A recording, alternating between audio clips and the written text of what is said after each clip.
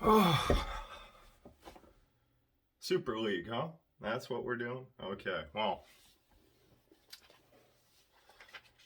here's why the Super League makes sense.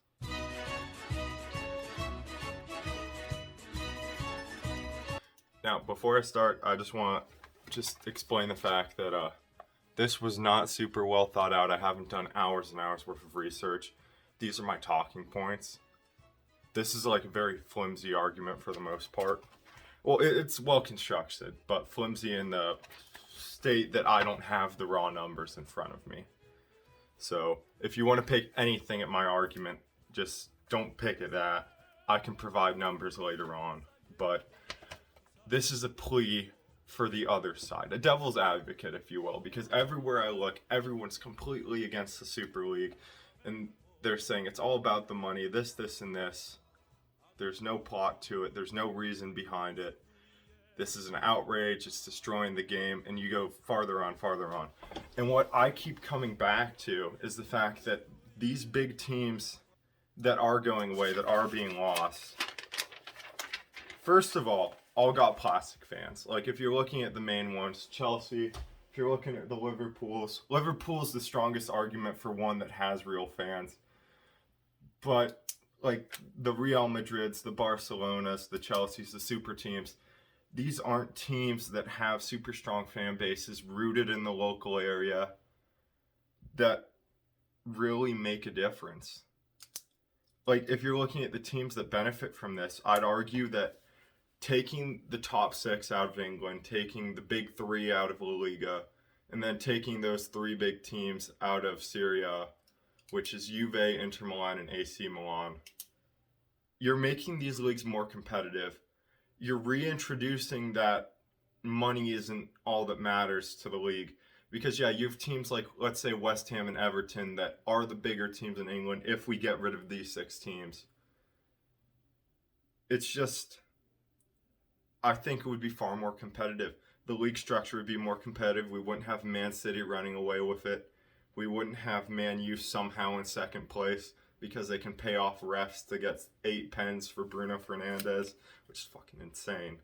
But it's just the entire competitive structure of the leagues would be reinstated. The plastic fans would go away. And then the big thing that really, in my mind, sparked this all, that turned this from a fantasy idea that's been thrown out in commentary for years to something that's actually happening, is the UEFA restructure. Having the Conference League, which is stupid, having the Europa League take up less slots, which to be fair makes sense, but no one's going to watch the Conference League when it does get enacted. And then the reshaping of the Champions League to be an astronomical amount of games compared to what it already is, which for the bigger teams, let's say you're Real Madrid, you make it to the end, you're playing 6 group stage games, potentially round of 16, quarterfinal, semifinal, 4 more games just to be in the final. It doesn't matter if you win or not, but that's 10 games on top of guaranteed like 30 that they play. They probably play between 40 and 50 domestically because they do well in cups and they succeed as they fucking should. But the UEFA restructuring is the reason why it's happening.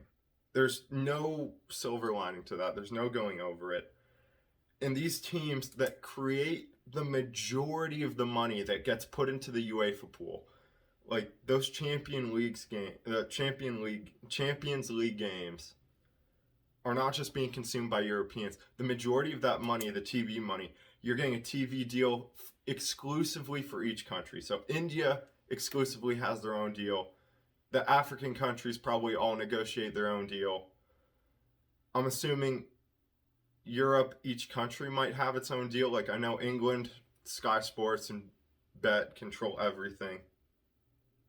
So it's completely based off of that TV money, which the majority of it is being raised by those 20 big teams that we might see break off into a league. Because I know it's only been confirmed that it's those it's only those 12 so far, but teams like Ajax, teams like PSG, you think that they would join in, and arguably they probably will.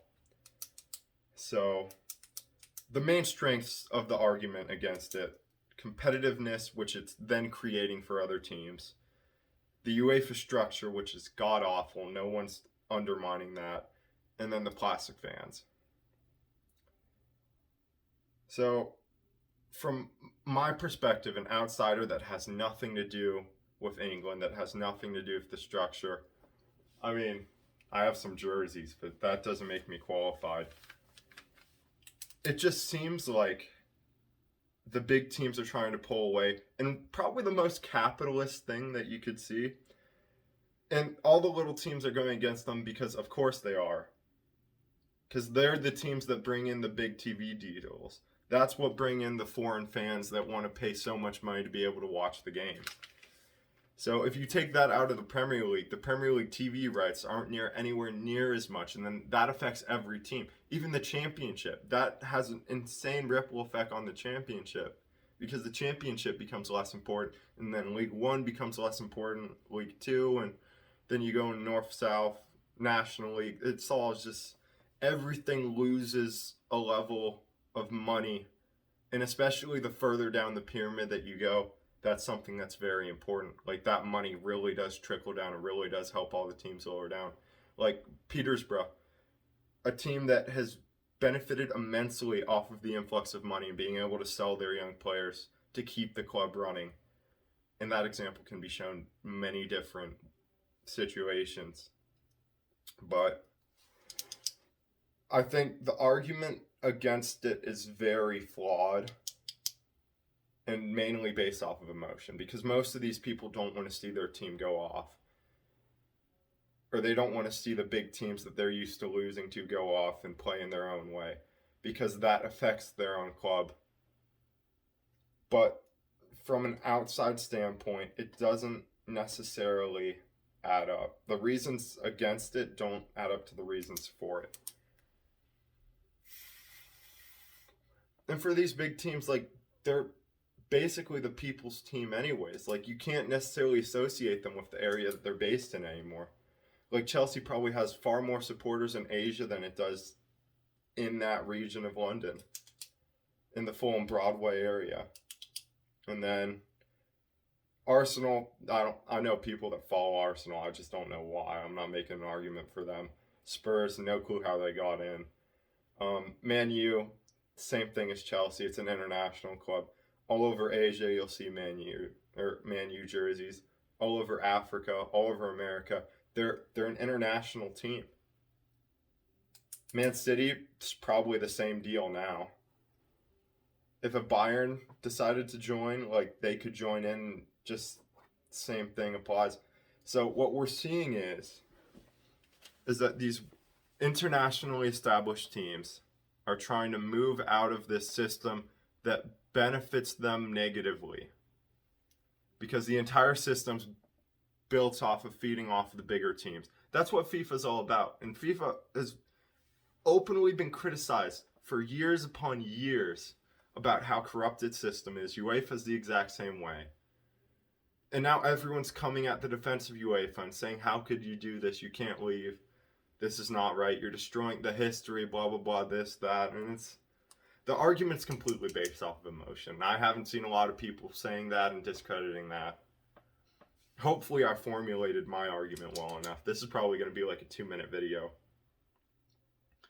And this is completely my own opinion. If you want to get mad about it, get mad about it. Start ranting in the comments. I see the Super League as something that might not have been the best thought out idea.